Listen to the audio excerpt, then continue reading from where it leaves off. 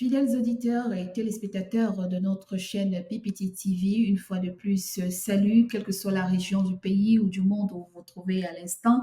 C'est un réel plaisir pour nous de vous savoir encore au visionnage de nos programmes sur notre lien YouTube. PPT TV, c'est l'émission, cette édition qui parle des ouvrages de l'esprit de prophétie, qui aborde des thématiques en lien avec chaque chapitre. Et c'est une émission, comme nous l'avions toujours dit, qui aborde l'analyse et l'étude des ouvrages de l'esprit de prophétie. Donc, l'un des auteurs principaux est Madame J. White. En cette première offre de ce programme, nous avons choisi le livre Tragédie des siècles et en cette édition, nous allons parler du chapitre 3. Donc, le titre est l'apostasie. Et pour aborder ce chapitre sur l'apostasie dans le livre de Tragédie des siècles, nous avons encore aujourd'hui le pasteur Jean-Pierre Moulumba depuis Kinshasa. Et puis le pasteur Etougué Anani, Patrick, qui est avec nous une fois de plus, deux exégètes, deux théologiens avec nous pour aborder la question de l'apostasie dans l'ancien temps et dans les temps modernes. Bonjour à vous, pasteur. Bonjour, bonjour. Bonjour, pasteur Moulumba. Bonjour, pasteur Anana. Comment vous allez? On est en vie. Merci beaucoup. OK. Sans plus tarder, nous allons demander au pasteur Anani de nous unir dans la prière. Seigneur notre Père, nous voulons te dire merci pour le privilège que tu nous accordes de pouvoir parler, de pouvoir commenter, de pouvoir éluder des problèmes tant historiques que spirituels. Nous prions pour ta sagesse et ton Esprit Saint au nom de Jésus-Christ. Amen. Amen. Amen. Amen. Merci. Pour aborder donc ce chapitre 3 du livre des tragédies des siècles, je voudrais partager avec nous la lecture d'un texte, celui qui a été mentionné à l'entame de ce chapitre dans cet ouvrage, le texte de 2 Thessaloniciens, le chapitre 2.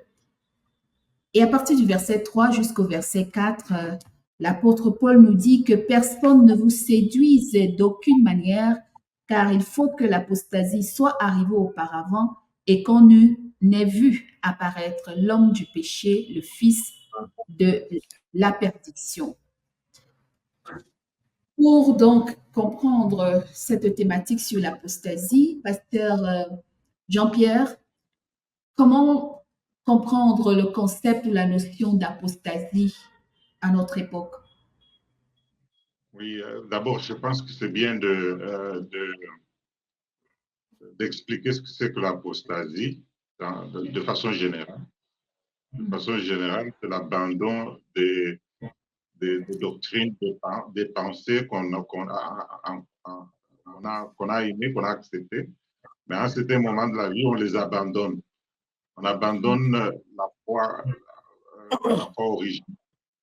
Et on commence à avoir une autre foi différente de la première. Alors, quand on foule au pied les doctrines qu'on connaissait avant, et qu'on avait acceptées, on devient apostat. On est en train d'aller dans l'apostasie.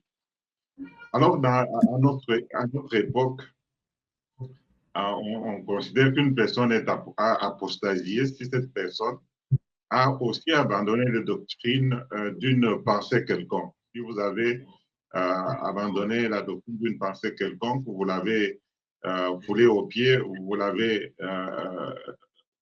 commencé à renier votre position première, vous avez apostasié. Merci, pasteur Moulumba. Alors, pasteur Anani, est-ce qu'on peut faire une différence entre un apostasié et un refroidi? Pas vraiment.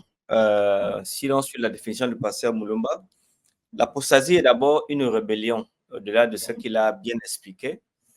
Et donc, un refroidi, lui simplement, peut-être qu'il n'a plus vraiment envie de venir à l'église pour une ou deux raisons. Mais l'apostasie, c'est quelqu'un qui, comme le pasteur Moulumba a dit, il s'est vraiment mis de côté. Il s'est mis de côté de la foi. Il a abandonné la foi. Ça n'a pas réellement à voir quelque chose de dire que, enfin, en anglais, on dit falling away, c'est-à-dire que tu n'es plus dans le chemin. tu ne marches plus dans ce que tu as accepté. Et dans ce sens, donc, un refroidi n'est pas nécessairement un apostasié, même si beaucoup d'apostasiés peuvent être des refroidis.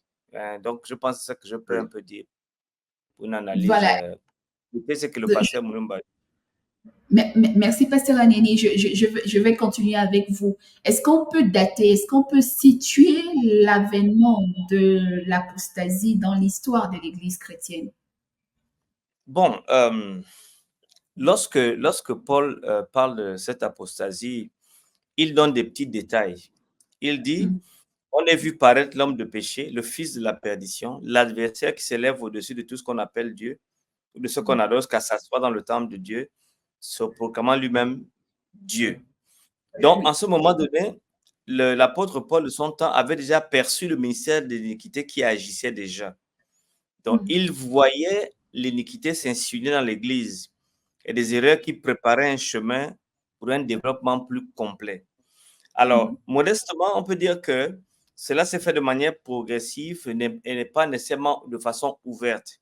Alors, il y a des forces qui ont commencé à rentrer à l'Église et qui ont pris la place de Dieu. Et là, nous avons cela entre le 5e, 4e, 5e siècle, et qui, nous appelons ça le début de l'ère de la papauté, qui avait déjà commencé dans la base, qu'on appelle ça, le mot en français me manque, mais dans la base, dans la racine, au temps de Paul, mais qui s'est manifesté vers le 4e, 5e, 6e siècle. Voilà ce que je peux dire à ce niveau. D'accord. Le pasteur, merci. Pasteur Mulumba, il vient de parler d'un événement qui a marqué l'histoire de l'Église à partir du 4e, 5e, 6e siècle, avec l'arrivée d'une forme de système religieux implanté par une organisation et qui a voulu s'approprier le titre d'Église universelle et pour faire croire aujourd'hui au temps moderne que c'est la première église, que c'est l'église qui est la mère de toutes les églises. Est-ce que dans l'histoire de cette église, avec l'évolution de l'être chrétien, peut-on réellement se dire que quand on parle du catholicisme, ça veut dire que c'est la première église chrétienne? La première église chrétienne, je ne crois pas. La première église chrétienne, c'est celle qui a été fondée par Jésus-Christ. Disons, après le départ de Jésus-Christ, il y a eu les apôtres. Et vous savez que c'était à Thessalonique qu'on les avait appelés chrétiens. Tous les premiers, les disciples, quand on les a regardés, quand on les a entendus parler, surtout qu'ils parlaient beaucoup de Jésus-Christ, on a dit, voilà, ça, ce sont des chrétiens. On dit que c'est l'église primitive qui est la première église. Mais quand l'église est allée en dehors de la Palestine, c'est là qu'elle va rencontrer beaucoup de difficultés. Et selon l'histoire, il est clair que les empereurs qui avaient peur de voir cette église éclore et devenir une grande église se sont dit il faut la mater, mais ils ont essayé par la persécution, comme on l'a vu au chapitre 2, mais ils ont trouvé qu'ils ne pouvaient pas vraiment mater cette église complètement. Alors, avec l'empereur Constantin, parce qu'ils avaient le système de pontificat, alors l'empereur était le pontife. Alors, il était en même temps le chef politique et le chef religieux. Et c'est comme ça que lui, il s'est infiltré. Il a infiltré l'Église. En infiltrant l'Église, il a prétendu qu'il était converti. Et là, il a commencé à s'imposer petit à petit.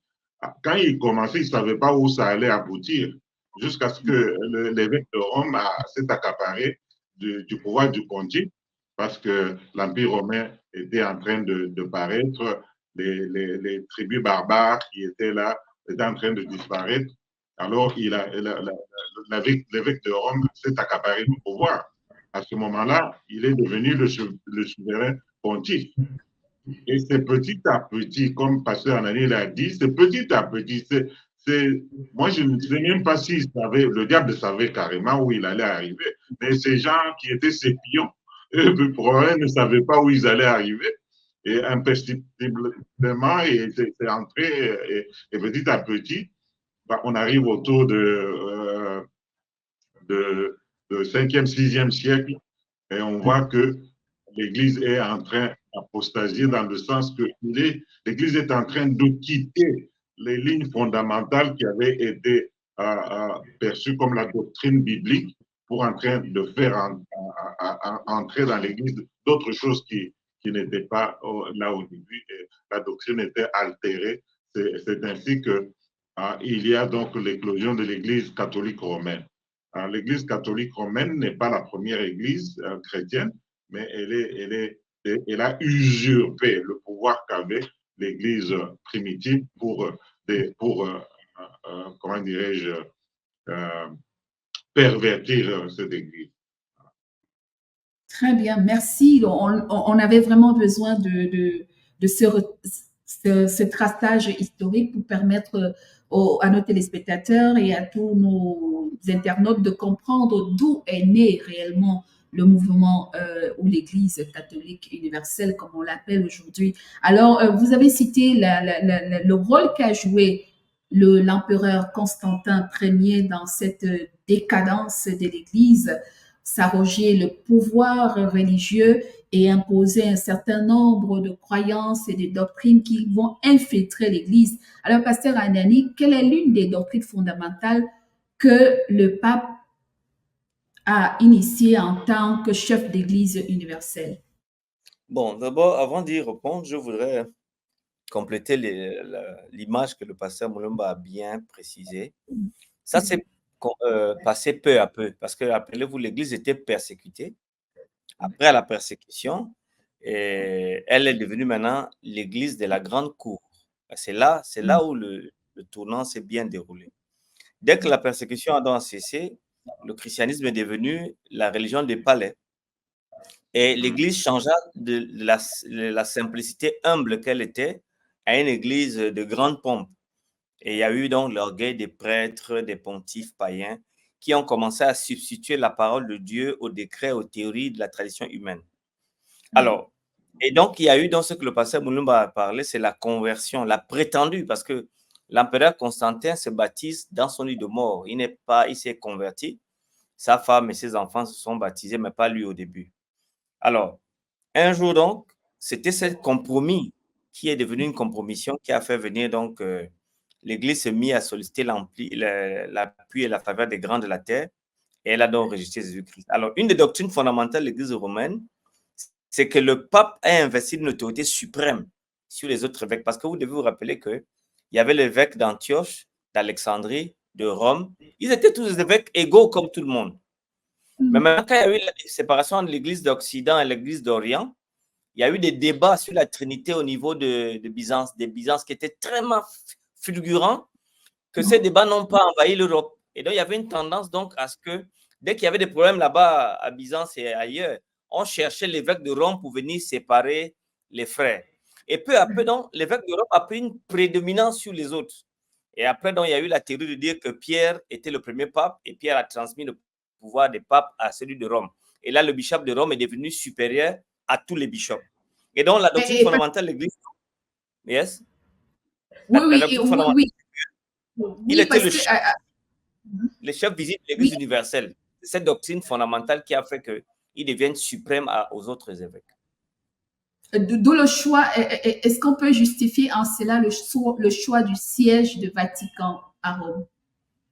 Mais bien sûr, puisque vous savez, la théorie, c'est que Pierre est mort à Rome, mais ils oublient également de dire que Paul aussi est mort à Rome. Bon, on ne sait pas pourquoi ils ont choisi plutôt Pierre et non Paul. Bon, ça, c'est des détails, mais c'est intéressant parce qu'ils sont devenus à la doctrine qu'on appelle l'infaillibilité pontificale, qui réclamait la vénération de tous les hommes. Et là, Satan avait donc gagné parce que exigeait donc par l'intermédiaire de l'Église que les hommes s'approchent de Dieu en passant par Rome et par le pape. C'était la première victoire de Satan sur l'histoire de l'Église. Voilà ce que je peux dire. Merci beaucoup, pasteur. Oui, justement, pasteur Anani, cela permet aussi de lever ce pion sur le choix. Justement, il a dit pourquoi pas Paul, parce que Paul également est mort à Rome. Mais est-ce que cela ne va pas, justement, ils n'essayent pas de justifier ça avec le débat entre Jésus et Pierre, lorsque Jésus lui dit, je te remets, tu es Pierre, sur cette pierre, je te remets les clés de mon royaume? Bon, écoute, ça c'est un débat théologique. Si vous connaissez un peu le grec, voilà ce qui se passe. Pierre dit simplement, Jésus dit simplement, tu es Pétros. Pierre. Mais sur cette Pétra, je bâtirai mon église. En réalité, dans la langue originale, Jésus s'adressait à lui-même, mais en désignant Pierre. Mais les mots étaient différents. Dans la langue Donc, originale, c'est Pétra. Pierre. Pétros, c'est la pierre, et Pétra, c'est le roc. Mais en français, vous voyez, donc c'est la même chose, et donc ça crée cette confusion. Et d'ailleurs, Pierre lui-même n'a jamais été pape, parce qu'il était même marié, Pierre. Il était marié, donc si on veut dire que c'était le premier pape, il n'y a pas de problème. Les papes aussi devaient suivre leur premier pape, ils ne se marient pas. Donc en réalité, Pierre lui-même, vous devez comprendre qu'il s'est converti. Il a accepté le Christ. Donc c'est une théologie qui n'a pas de sens. Oui, pour le pape, mais non pour s'appuyer sur ces paroles de Matthieu 18 qui n'ont rien à voir. Parce que Jésus dit qu'il est la pierre angulaire. Il est la pièce, le rocher sur lequel l'Église est fondée. L'Église n'est pas fondée sur Pierre. Elle est fondée sur les 12 apôtres et Jésus est la pierre angulaire. Donc, c'est lui le rocher sur lequel la pierre est bâtie. Très bien, merci. Merci infiniment. Pasteur Mulumba, comment l'attaque contre la loi et surtout le 4e commandement a eu lieu? Parce que ça fait partie du combat et puis du siège de l'apostasie. S'attaquer à Dieu, à son pouvoir et puis à sa loi. Bon, ce n'était que une suite logique. Parce que comment vous pouvez dire que vous êtes le remplaçant de Dieu et vous allez accepter un commandement qui est en train de valoriser Dieu, qui est en train de mettre Dieu sur le trône, alors que vous l'avez déjà détrôné. Si vous l'avez déjà détrôné, c'est tout à fait logique que vous puissiez prendre sa place. Alors, pour mieux prendre sa place, il faut éliminer ce commandement qui semble être contre vous-même en tant que usurpateur du pouvoir de Dieu. Donc, c'était tout à fait logique que cela arrive, même si depuis la nuit des temps, même quand l'Église est allée en dehors de la Palestine, on a continué à observer le sabbat. Mais à un certain moment, on se dit, on ne sera pas dans la logique si on continue à croire que ce commandement qui vient des Juifs aussi reste valable. Et alors, si il reste valable, ça veut dire que moi, le souverain pontife, je ne suis plus Dieu. Comprenez ce que Paul a dit, que c'est ce fils de perdition qui se met à la place de Dieu, qui dit que maintenant il est Dieu. Il était important d'enlever ce commandement parce que ce commandement est en train de montrer qu'il n'y a pas un autre Dieu que celui qui a créé. Alors, le diable s'est infiltré petit à petit et il a eu raison de chrétiens de l'époque en utilisant un empereur qui est arrivé, l'empereur Constantin Ier qui est arrivé et qui a compris qu'il fallait infiltrer l'Église et changer certaines choses pour que nous puissions posséder l'Église complètement. Alors, le 4e commandement a été attaqué parce que le 4e commandement, c'est le cœur des 10 commandements. Le 4e commandement, c'est là que le nom de Dieu est exalté. Alors, il fallait vraiment attaquer ce commandement. D'accord.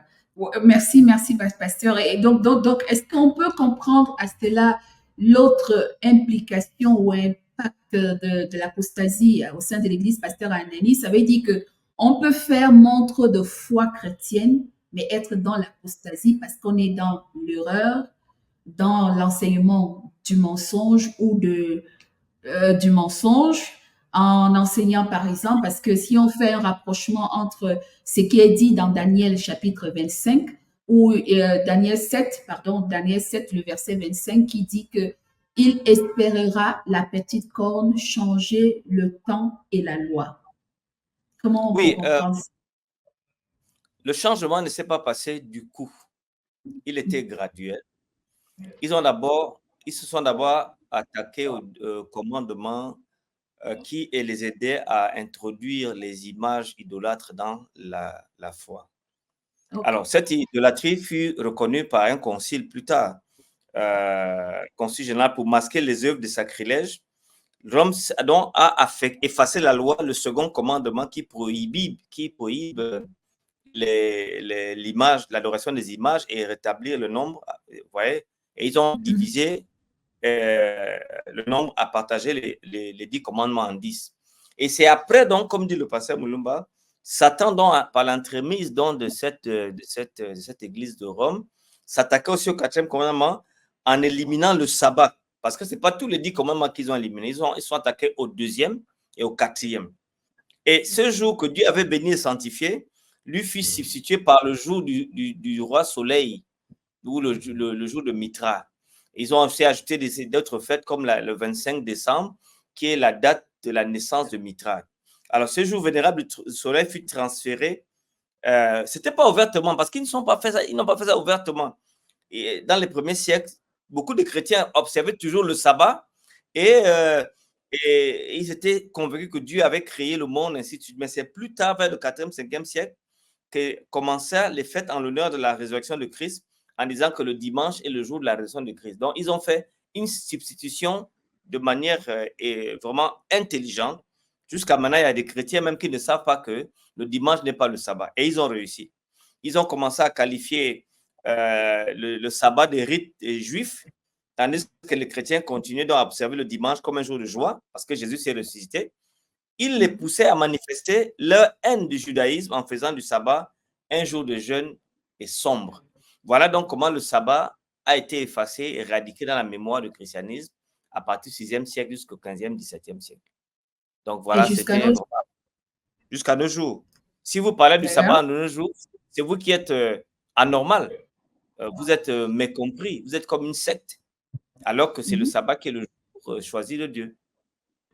Et il faut, Pasteur Mulumba peut-être insister aussi sur cet aspect quand même, la notion de changement de temps en changeant le décalage des jours. Parce que le texte des évangiles dit bien que dimanche est le premier jour de la semaine et non le 7e jour. Voilà, exactement, c'est cela. Il devait essayer de trouver des justifications parce que ce n'est pas facile de faire une chose sans pouvoir se justifier. Parce que quand vous lisez la Bible, vous pouvez comprendre la Bible facilement si vous faites attention et vous restez avec ce que la Bible dit. Si vous n'y ajoutez pas, si vous n'y retranchez pas quelque chose. Alors, la Bible est tellement claire. Mais qu'est-ce qu'il faut faire pour éviter que les gens connaissent, comprennent la Bible? Qu'est-ce qu'il faut? Il faut retirer la Bible. Il faut retirer la Bible pour essayer de parler sans la Bible. Comme ça, il y a moyen de les convaincre.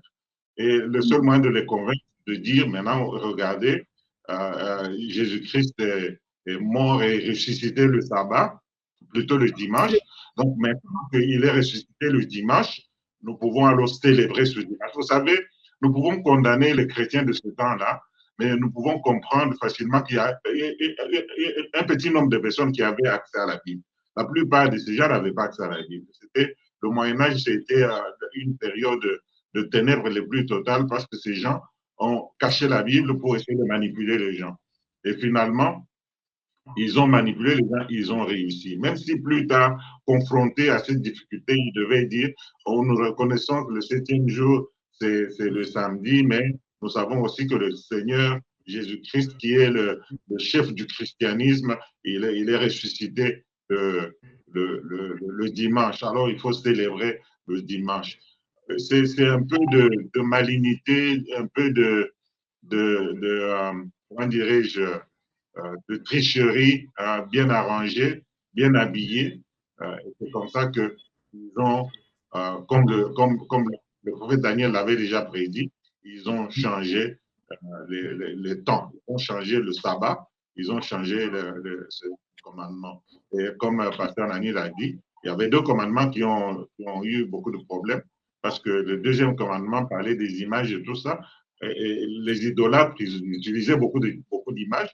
Alors, il fallait qu'on se débarrasse de ce commandement et aussi du 4e commandement parce qu'il fallait justifier la faute de Mitra. Il fallait donc justifier cela parce que le Dieu soleil avait une grande place dans la mythologie romaine.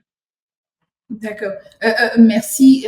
On comprend donc au-delà du changement de la loi en termes du deuxième commandement et quatrième commandement qui ont été modifiés, il y a le changement de la loi, mais il y a aussi d'autres doctrines qui influencent suffisamment l'Église chrétienne aujourd'hui. À l'époque justement de la naissance du catholicisme, on parlait de la vente des indulgences. Aujourd'hui, cela a été certainement converti par d'autres usages et pratiques au sein des églises chrétiennes où on vend les prières, on vend la confession de la repentance, les pardons, et confesser ses prières à un prêtre ou à un prélat et demander aux gens de confesser publiquement les péchés qu'ils ont faits dans le secret. Est-ce que tout ça ne relève pas également de l'apostasie de nos jours aujourd'hui dans le milieu chrétien parce que nous sommes en train de finir? Comment l'influence de l'apostasie se retrouve présente, fortement présente dans l'Église chrétienne de la fin des temps. Nous avons parlé de l'immortalité, la doctrine sur l'immortalité des âmes, et puis tout ce vacarme autour ça. Est-ce que ce ne sont pas des signes d'apostasie à notre époque? Non, en fait, prenons l'exemple du sabbat, cette fille de la papauté. Les protestants, lorsqu'ils sont mis devant les faits, au lieu de... Parce que les catholiques, en fait, ils reconnaissent que le changement, c'est d'eux. D'ailleurs, le texte dit, ils espéreront changer. En fait, ils n'ont pas changé. Ils sont battus, ils sont efforcés. Mais tout étudiant sérieux de la Bible et du calendrier sait que le dimanche n'est pas le 7e jour de la semaine. Mais sur le plan universel, l'Église romaine a réussi à influencer le monde d'alors jusqu'à maintenant. Il y a très peu de personnes qui sachent c'est la différence. Mais les protestants, au lieu de reconnaître que Jésus-Christ n'a pas changé ce jour, eux, ils disent que Jésus-Christ est ressuscité ce jour. Par conséquent, c'est un jour qu'ils vénèrent. C'est un jour sacré. Mais il n'était pas cette affirmation d'aucune preuve biblique. Il n'y a aucune preuve biblique où jamais ni Jésus ni les apôtres n'ont fait un pareil honneur au dimanche.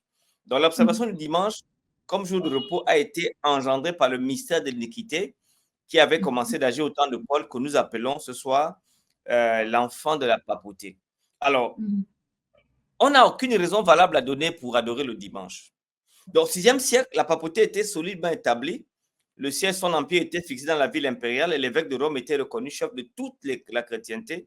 Le paganisme avait fait place à la papauté. Le dragon avait scellé la bête, sa puissance et son trône et une grande autorité. Donc, le protestantisme, donc, en prenant le jour, la marque du jour de l'Église romaine, finalement devient marqué par ce grand mouvement universel qui est 2000 ans de vieillesse. Et donc, voilà ce qui est triste dans le fond. J'aurais préféré que les protestants choisissent même un lundi pour dire que c'est notre jour. Mais avoir accepté le jour papal, c'est vraiment rentrer sous l'autorité de la papauté. Merci, pasteur. C'est pour cela, pasteur Moulumba, j'insistais qu'il n'y a pas que seulement sur l'enseignement sur le 4e commandement ni sur le 2e. On a également la vente des indulgences, acheter des prières, venir confesser les péchés publiquement dans les églises, devant les hommes ou à un homme, alors qu'on sait qu'il n'y a qu'un seul intercesseur, prier pour les saints en termes de l'immortalité. Ce message est pratiquement ancré dans toute l'Église chrétienne, dans toutes les communautés. Oui, le message est clair parce que voilà, si le pape lui-même a pris la place de Dieu et il a investi des prêtres, pourquoi est-ce que les gens attendraient Jésus-Christ pour confesser leurs péchés? Jésus-Christ est déjà là, le vicaire, le remplaçant du Fils de Dieu est là. Pourquoi est-ce qu'on va aller encore quelque part d'autre? Donc, c'était, maintenant, la Bible nous a dit en Actes des Apôtres, chapitre 4, verset 12, il n'y a pas un autre médiateur, il y a seulement Jésus-Christ. Mais là, il y a un médiateur, parce que ce médiateur est le remplaçant de Jésus-Christ. Donc, il prend la place de Jésus-Christ. Et alors, les indulgences sont vendues. D'abord, pour les morts, si quelqu'un est mort, on dit que, bon, il est allé dans le purgatoire. Il ne passe pas le purgatoire. Ça, c'est encore une hérésie. Il ne passe pas le purgatoire. C'est un endroit où il va souffrir davantage et à cause de ses souffrances, il va se purifier. Il peut alors aller au ciel. Alors, pendant qu'il est là, on peut faire une messe de requiem. Et dans cette messe, on va offrir beaucoup d'argent à Dieu pour fermer les yeux de Dieu, pour corrompre Dieu, afin qu'il puisse accepter cette personne au ciel. Et pour les vivants, si vous avez péché, que vous reconnaissez que vous avez péché, vous pouvez aller avec une grosse somme d'argent chez le prêtre, il va faire une messe, et pendant cette messe, il va demander à Dieu de vous absoudre de vos péchés. Voilà, donc ça, c'est une imposture qui est entrée dans la parole de Dieu, qui est entrée dans l'Église de Dieu, qui ne se trouve pas dans la parole de Dieu. Alors, pour message de conclusion, quel conseil donnez-vous aux chrétiens de notre génération qui connaissent aujourd'hui la vérité face à ces hérésies, à ces mensonges qui sont enseignés dans la plupart des communautés chrétiennes, où les gens vont pour demander une bénédiction ou pour dire quoi, une prière, et ils sont obligés de payer des grosses sommes d'argent pour la guérison, la délivrance et tout comme. Quel est le message à retenir? Comment mettre en garde les véritables chrétiens qui cherchent la face de Dieu contre la je vais peut-être conclure après que le doyen, le pasteur Moulema va terminer. La voie de l'Église romaine a préparé l'introduction des inventions sataniques du paganisme, le purgatoire, la vente des indulgences et ainsi de suite. Mais une autre invention, encore la doctrine des indulgences, qui a permis à Rome de tirer profit, un grand profit dans le christianisme. Et ce n'est pas fini. Porter à l'échéance à l'Église romaine par ces doctrines, dont la marque est le dimanche, et rejeter le sabbat, dont la marque c'est Jésus-Christ et Dieu le Père, le Saint-Esprit, le Créateur, alors c'est faire un aveu d'impuissance entre le diable et Dieu. Donc mon conseil aux protestants, c'est juste d'être sincère, de lire la Bible et savoir que Dieu est créateur. Et si vous enlevez le sabbat dans la loi de Dieu, vous ne distinguez plus le vrai et le faux Dieu, parce que Dieu se distinguait toujours par sa faculté, la capacité de créer. Dès que vous l'avez volé, cette capacité de créer, il devient comme un Dieu quelconque. Et le protestantisme, en faisant cette erreur, je pense qu'elle se fait du mal et fait du mal à la fois. Voilà mon petit résumé. Merci beaucoup. Alors, pasteur Jean-Pierre Mbumba, un dernier mot? Dans le même sens, pour dire que les protestants, tous les autres qui sont venus après les protestants, ont manqué à leur responsabilité. La grande responsabilité, c'est ce que Luther nous avait laissé. Il a dit sola scriptura, c'est-à-dire rien que la parole de Dieu, rien que la Bible. Alors, ils se sont dérobés de cette grande responsabilité. Bon, comme nous disons, la réforme n'était pas terminée, complètement terminée, parce qu'il y a beaucoup d'autres choses que la réforme aurait pu, auxquelles la réforme aurait pu toucher. Mais alors, quand on oublie la parole de Dieu, quand on s'écarte de la parole de Dieu, quand on devient infidèle à la parole de Dieu, la conséquence, c'est cela, c'est l'obscurité, c'est le fait que les gens ne vont pas voir la lumière, parce que la parole de Dieu dit clairement que ta parole est une lampe à mes pieds et une lumière sur mon sentier. Sans la parole de Dieu, on ne peut pas voir clair. C'est pour ça que ma préoccupation, c'est que l'Église protestante puisse revenir à la parole de Dieu. Si elle pouvait revenir à la parole, si seulement elle pouvait revenir à la parole de Dieu. Mais c'est que pour revenir à la parole de Dieu, il ne faut pas rester protestant, malheureusement, parce que le protestantisme dans la Bible est déjà condamné jusqu'à la fin. La parole de Dieu est claire qu'elle ne pourra pas subsister. Donc, pour revenir à la Bible, il faut rentrer à ceux qui observent la parole de Dieu, à ceux qui ont la parole de Dieu comme lumière. C'est pour cela que nous sommes là pour parler, parce que nous voulons toujours leur montrer que la lumière est là et il faut venir la suivre. Et c'est avec nous que se trouve la lumière, pas seulement nous en tant qu'individus, mais l'Église adventiste du 7e jour, dans son organisation, se base sur la Bible. D'ailleurs, souvent on dit les doctrines adventistes. Moi, je dis les adventistes n'ont pas de doctrine, parce que leur doctrine, c'est la Bible. Donc, si vous suivez la Bible, vous êtes dans la doctrine biblique et vous pouvez trouver la voie qui mène vers la vie éternelle. Vous connaîtrez la vérité et la vérité vous affranchira. Merci beaucoup, pasteur. Et alors, c'est avec vous que nous allons clôturer ce 3e chapitre du livre Tragédie des siècles, c'est avec votre prière. Prions le Seigneur. Seigneur notre Dieu, nous sommes à un moment critique de l'histoire de l'humanité. À ce moment où les gens se trouvent dans les ténèbres parce qu'ils ont abandonné leur première foi. Et ils ont abandonné la parole que tu nous as donnée comme une lumière sur notre chemin. Nous te prions et nous te demandons, Seigneur, de donner le sens de l'humilité à tous ceux qui écoutent cette émission, afin qu'ils se disent qu'ils doivent revenir à leur croyance sur la parole de Dieu, que nous devons élever et qui va nous tracer la voie qui nous amène vers la vie éternelle. Si mon peuple périt, dit Dieu, c'est faute de connaissance. Et la connaissance se trouve dans la parole de Dieu. Nous demandons à Dieu de permettre que tous ceux qui entendent cette présentation puissent être en mesure de revenir en arrière et de corriger leur départ pour amorcer un nouveau départ et être prêt pour la vie éternelle. Le Seigneur, donc, bénisse cette prière au nom de Jésus-Christ. Amen. Amen. Amen. Merci à vous deux. Rendez-vous la prochaine fois. Nous conseillons à nos internautes de liker, de partager cette vidéo. Plaise à Dieu de nous faire revoir à notre prochaine sortie avec le chapitre 4 du livre des tragédies du siècle. Au revoir, pasteur. Au revoir. Au revoir.